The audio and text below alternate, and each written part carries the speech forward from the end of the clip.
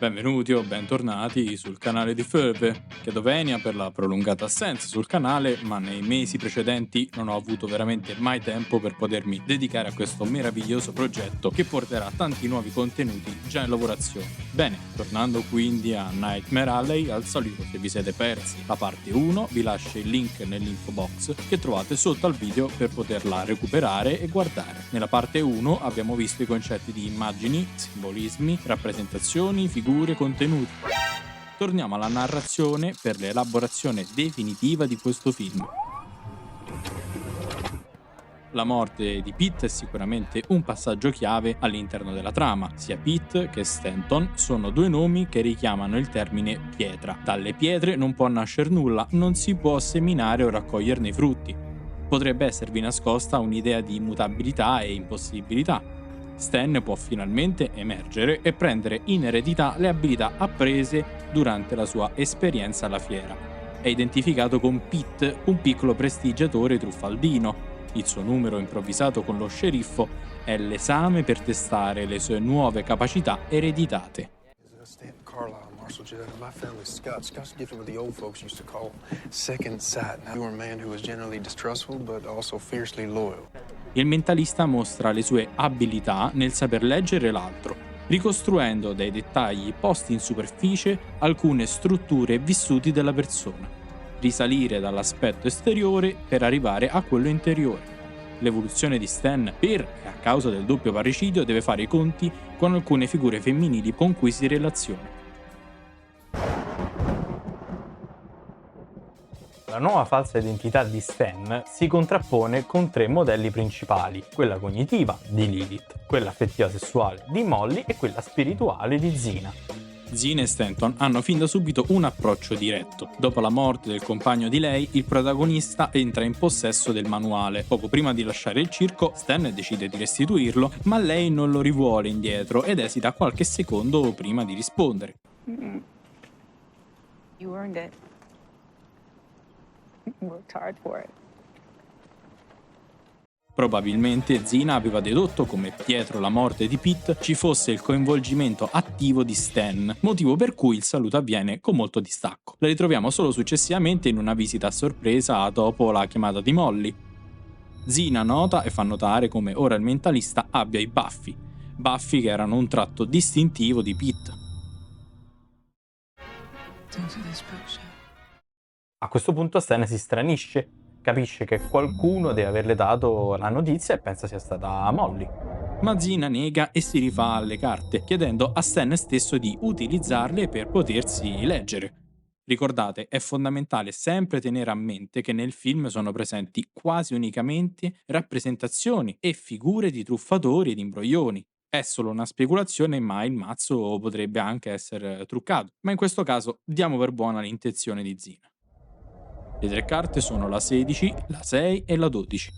La caduta, o la torre, gli amanti e l'appeso. Stan capovolge la carta con l'intento di invertire il significato dell'oggetto in questione. Questa dinamica si rifà non tanto alla credenza delle carte o meno, ma al fatto che Zina intuisce i piani di Stan e nonostante lei tenti di avvisarlo, lui è cieco, non vuol vedere. La carta degli amanti presenta in figura l'uomo, Stan, tra due donne, ma è bendato e non può vedere il suo essersi infilato in un vicolo cieco, il Blind Alley. La chiusura degli occhi è presente durante gli spettacoli di mentalismo, ma in particolare durante gli spook show. Molly ha un numero tutto suo nel circo ed è quello dell'Electric Girl. Stan è colpito da Molly, ma avendo un vissuto non superato legato alla delusione, diviene colui che è deludente, motivo per cui la relazione con Molly è fortemente influenzata da un desiderio bramoso. Molly! I don't need you! I don't need you, Molly! Bramosia che lei non coglie o non vede se non dopo fatti evidenti. Yeah, draw us all mine. Di nuovo la cecità, la stessa di Cappuccetto Rosso, che non riconosce il lupo travestito e ne subisce le conseguenze. Eric Fromm, psicologo e filosofo, spiega come la storia di Cappuccetto Rosso racconti della maturità sessuale raggiunta dalla protagonista della storia. In questa interpretazione la mantella rossa raffigura le mestruazioni e l'ingresso nella pubertà verso la profonda e oscura foresta della femminilità. Il lupo è la rappresentazione dell'uomo visto come predatore sessuale da cui guardarsi. Molly è schiacciata dalle due figure paterne, entrambi negano la sua libertà ed indipendenza come donna. Ricordiamo che il nano e il gigante vanno a raffigurare le dimensioni di negazione e megalomania. Il numero di Molly, in cui riceve un flusso di elettricità lungo tutto il corpo, richiama due rappresentazioni iconiche: la terapia elettroconvulsivante, meglio nota come elettroshock, tecnica utilizzata e proposta negli anni 30 per la cura in particolare di pazienti schizofrenici catatonici, e la sedia elettrica utilizzata come mezzo di esecuzione della pena capitale presente in America dal 1888. È Stan però a disegnarla sulla sedia. Tutto ciò si andrebbe a legare al complesso di Elettra, dato che durante il numero l'esecutore è uno dei due padri adottivi, diciamo. La ricerca dell'indipendenza è ostacolata dal legame che Molly ha con la figura paterna. I had a dream. I couldn't go back to sleep. Want to tell me about it? It was about my dad. Did he pass? He was alive and smiling in the dream. I bet you he was handsome, wasn't he? Girls always take after their daddies. I don't really like to smile, but I'd sure as hell smile for him. He could charm his way out of anything. He's a man after my own heart. Stan attiva i cavalli finti per ballare con Molly. Il cavallo in natura è un animale estremamente veloce e dinamico. Li trasporterebbe entrambi nella stessa direzione, ma essendo finti, cioè non veri, è un movimento illusorio, fine a se stesso. Molly si lascia sedurre per un'avventura in cui però i due di fatti non hanno una dimora fissa, ovvero una identità stabile e coniugata. Vivono spostandosi di hotel in hotel, non essendoci costruzione di un rapporto evolutivo e condiviso, essendo l'obiettivo quello di far emergere Stan come mentalista. Come già spiegato nella parte 1, l'incubo è una parola che deriva dal latino, in cui incubus indica un essere che giace sul dormiente, dovuto ad una congiunzione carnale con lo spirito demoniaco. Il termine fantasma si ricollega al termine nightmare, cioè fantasma notturno. Nella mitologia babilonese vennero stilate tre classi di spiriti maligni: diavoli, fantasmi e demoni. A livello storico, Lilith ha diversi collegamenti. L'etimologia popolare lo ha connesso con l'ebraico prendendo il significato delle parole notte e notturna o strega della notte. Viene ricondotta ad uno spirito femminile malvagio dalla mitologia sumera e babilonese, la Lilithiu, il cui nome si basa sul sumero Lil, cioè aria. Infatti successive iscrizioni cuneiformi ci parlano di spiriti aerei portatori di malattie. Durante il primo incontro, conscia del fatto che ci sia un inganno in atto, viene aggirata grazie all'astuzia e al metodo deduttivo, con cui il protagonista riesce ad intuire la presenza di una pistola all'interno della borsetta. Questo passaggio ci racconta di una violenza nascosta che si renderà manifesta successivamente. Stan non si accontenta, vuole umiliare Lilith, definendola non potente ed anche profondamente depressa, in quanto avrebbe pensieri suicidi. Il tremolio delle mani e gli occhi chiusi confermano le accuse formulate dal mentalista. Da questo evento diventano realtà costanti lo spook show e il rapporto con Lilith, in separate sedi, In cambio di alcune informazioni utili per lo spook show, Stan accetta di diventare un paziente della dottoressa Ritter. Nel momento in cui non vuole menzionare quanto accaduto con Pete, Stan si pulisce un piccolo punto della scarpa, manifestando il voler nascondere qualcosa di sporco che si porta dietro. Lilith inizia a far notare come Stan utilizzi spesso la parola mai, never. Durante il processo catartico di elaborazione è possibile udire lo stesso suono del vento in cui Stan uccide il padre. Drank wood alcohol? No, not me, never. Never. How old was the man at the carnival, the one who died? What did you say his name was? I didn't think it. He was older, wasn't he? He was old enough to be your father. Qui c'è una delle chiavi principali del film. Come fa a sapere Lilith dell'omicidio avvenuto alla fiera? Sapendo che il film stesso ci porta a pensare come tutto abbia un trucco e che non esistano chiavi di lettura soprannaturali, è necessario inquadrare il tutto in un'altra maniera. Il collegamento principe nasce dal fatto che Lilith, figura psicoanalitica, va a rappresentare la psicoanalisi classica nella sua forma più pura. La Ritter, mostrando la cicatrice, afferma che se si deludono persone di un certo spessore, il mondo può punirti in modo evidente. Ezra rivela di essere stato violento nei riguardi di diverse donne. Viene lasciato intendere come la cicatrice di Lilith sia opera sua. La spiegazione è collegata ai concetti di invita del pene, castrazione femminile e i sogni identificati come allucinazioni nella nostra mente. Am I powerful enough for you now, Stan? Per comprendere meglio dobbiamo inquadrare anche la figura e rappresentazione di Ezra, ma già a livello fenotipico non vi ricorda qualcuno? Se Lilith è la figura volta a rappresentare la psicanalisi, Ezra è la figura volta a rappresentare il freudismo.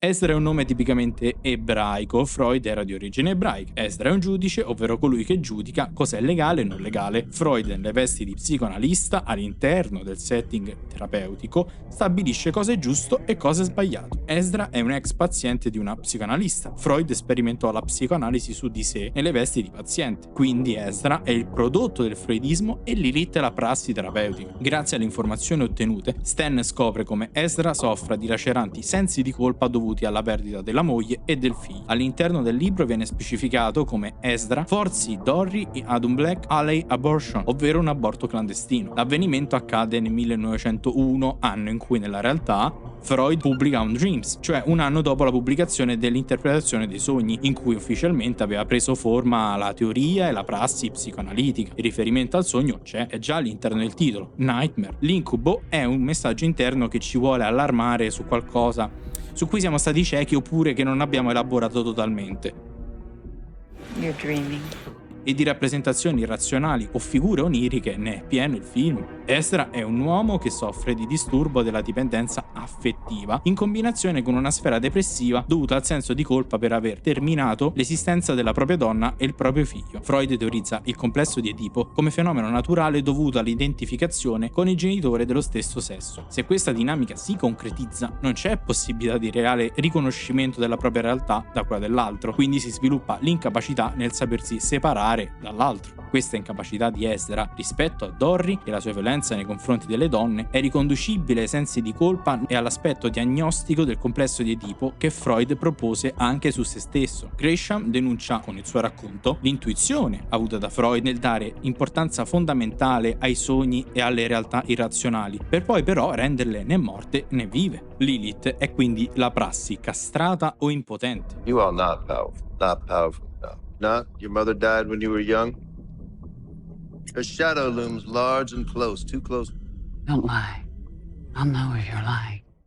Tutto ciò spiega perché quest'ultima riesca a carpire informazioni come la balbuzia nascosta di Stan e il sapere dell'omicidio avvenuto alla fiera. Per una persona, o ancora meglio un professionista, senza gli elementi necessari è impossibile risalire ad eventi mai esplicitati. L'autore del libro Nightmare Alley era un paziente della psicoanalisi freudiana, in particolar modo lo fu durante la scrittura del libro. Lasciò la terapia appassionandosi ai tarocchi e ritenendo impossibile la cura per un ubriacone come lui. I did everything I could, but it seems you've made a transference to me, both as your mistress and your mother. La storia di Stan descriverebbe il vissuto di Gresham. Il fatto che Lilith sia la figura della psicoanalisi spinge Stan alla slatentizzazione delle dipendenze e problematiche irrisolte. E sono questi fenomeni che vanno a colpire Stan tramite la psicoanalisi breve di Lilith. Da un punto di vista clinico, il terapeuta che si appropria di quelle identità problematiche del paziente, identificandosi con esse e ripeterle nel setting, porta al fallimento sotto ogni aspetto. Stan entra in contrasto con le figure maschili a causa del complesso di Edipo, ed è ciò che Lilith stimola proponendosi come madre amante per l'uccisione di Ezra. Stan associa l'odore del whisky al metanolo per via di Pete, ma non solo. Quello che lo fa sentire male è il processo che lo ha portato alla dipendenza dall'alcol, scenario che l'ha condotto al fallimento, esattamente come accaduto al padre. La psicoanalista inquadra le sue debolezze instaurando una dinamica di dipendenza legata al rapporto e all'oggetto, ripetendo una dinamica di allattamento che fa ammalare. Beve esattamente prima di baciare Stan, facendo da tramite tra lei e l'alcol. accompagnato da una frase in cui lei sfrutta l'ego narcisistico per accedere alla sua realtà più interna, nascosta dietro l'attore in scena. Il suono del bicchiere, quando viene poggiato, potrebbe indicare quello che viene conosciuto come riflesso pavloviano, in cui l'animale associa un meccanismo preciso davanti ad uno stimolo preciso. La dipendenza non nasce solo nei confronti dell'introiezione fisica e psichica di un elemento, ma è strettamente legata alla relazione che lo tiene in vita. Ad esempio, il gambling stimola le stesse risposte a livello dell'encefalo come una droga, pur non assumendo nessuna sostanza che possa essere la causa scatenante. Lilith indirizza e porta Stan al fallimento e alla distruzione di se stesso. Si vendica anche di ciò che l'ha resa così, cioè il freudismo.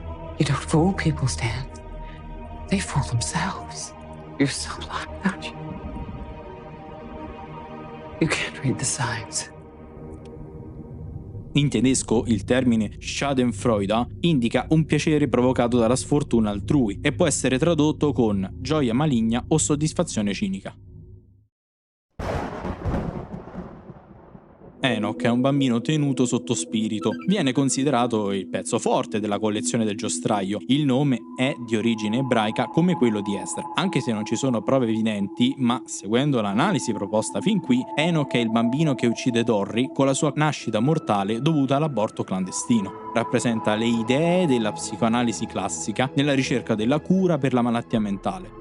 Il nome è lo stesso del figlio di Caino. L'atto del peccato e il senso di colpa che tormentano i protagonisti, in special modo Stan ed Ezra, per motivi citati in precedenza, potrebbero rifarsi alla credenza in cui il malato mentale è un complice del demonio e viceversa. Stan, dopo essere stato aggredito da Bruno, ha una percezione strana dell'ambiente, in particolare di Enoch. In sottofondo si può udire sempre di più in crescendo il rumore di bottiglie che si agitano. Il collegamento è al senso di colpa che attanaglia Stan nell'aver dato a Pete la bottiglia contenente metanolo e alla paura che gli trasmette la dipendenza come citato in precedenza. Questo si ricollega alla carta dell'appeso pescata da Stan. Come già accennato nei V-podcast sul Joker, questa corda che crea ambiguità ha anche qui la stessa rappresentazione di legame simbiotico, ma con un significato diverso. Essere legato a qualcosa dalla quale non ci si può slegare genera un contesto di dipendenza, ma che non permette una realtà propria, ed Enoch va a rappresentare esattamente questo. Nel 2019 esce Death Stranding, videogame sviluppato dalla Kojima Production, avente uno dei protagonisti del Toro in carne ed ossa. Senza entrare troppo nel merito di un lunghissimo e complicato plot, è estremamente probabile come la scelta estetica ed anche simbolica del BB sia fortemente collegata con quella di Enoch. Stan tiene la benda che non gli permette di vedere con i suoi occhi, ma a livello figurativo attraverso l'occhio centrale, come ad esempio per Polifemo, ma soprattutto come Enoch. Nei titoli di coda è presente il filmato incentrato esclusivamente su Enoch. Si nota in modo lapalissiano come gli occhi chiusi rimandino alla cecità, all'incapacità di vedere. Freud raccontò di un suo sogno dopo la morte del padre, in cui su un cartello vi era presente la scritta «Prego chiudere gli occhi». Il collegamento tra Stan ed Enoch è dovuto alla sua rappresentazione delle idee del freudismo, motivo per cui tormenta Stan durante il suo viaggio onirico dall'inizio alla fine. Ma è un viaggio che non ha una via di uscita salvifica. Circle. A prophecy fulfilled. La trama è circolare come la forma classica dell'orologio. Alla fine, nonostante il movimento e il tempo passato, sempre al punto iniziale ritorna. Il never, cioè mai, nasce poiché non c'è cambiamento, iniziando con il padre ubriacone e finendo come lui, se non peggio. Lo specchio rappresenta la forma circolare di questo tempo, in cui viene raffigurata l'immagine di chi lo vive dall'inizio alla fine. Ma l'immagine c'è finché Stan ha l'orologio, ovvero il suo tempo di vita che però è inquinato dal vissuto del padre. Nel momento in cui lo cede, il suo tempo circolare si interrompe e ritorna allo stato precedente del parricidio, con il fallimento però di tutto ciò che è venuto dopo. Questo passaggio genera un collegamento tra il vuoto del passato con l'attuale presente, che crea costantemente problematiche legate all'elaborazione della realtà. Questa dinamica psichica palesa la balbuzia di Stan e non solo la sua. It's why I stopped doing the act. And when the lies end, there it is. The face of God staring at you straight. L'identità falsa generata dall'uccisione del padre e la successiva conquista da mentalista riesce a sopprimere il difetto mente-verbo, essendo sempre scena. killed his mother at birth. Edith. Molti attori nella realtà sono balbuzienti, ma in scena non lo sono, poiché guidati da un copione già scritto, cioè hanno un collegamento ben presente con quanto accaduto nel passato. Stan finisce in un treno merci in cui vengono trasportate le galline, ovvero coloro che producono l'uovo, ciò da cui parte tutto e ciò che l'uomo bestia divora nel suo show. Al tendone del giostraio ritrova Enoch e la radio del padre, essendo tornato al punto d'inizio, ma con la convinzione che per la sua malattia mentale non ci sia alcuna cura. I was born for it.